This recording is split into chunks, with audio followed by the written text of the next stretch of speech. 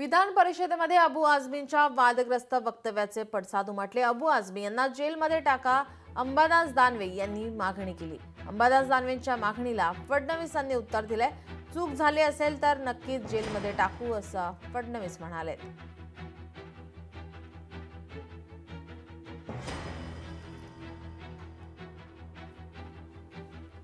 अबू आझमीचा तर निषेध केलाच पाहिजे। औरंगजेब कोण होता?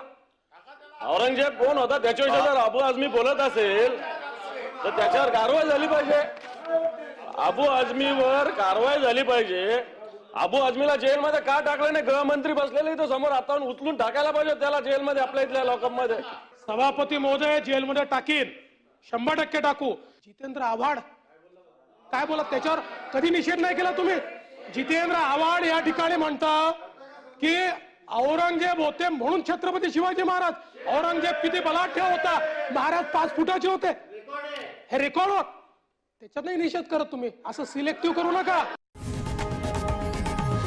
लोकशाही मराठी ऐका, पहा, जागरूक रहा।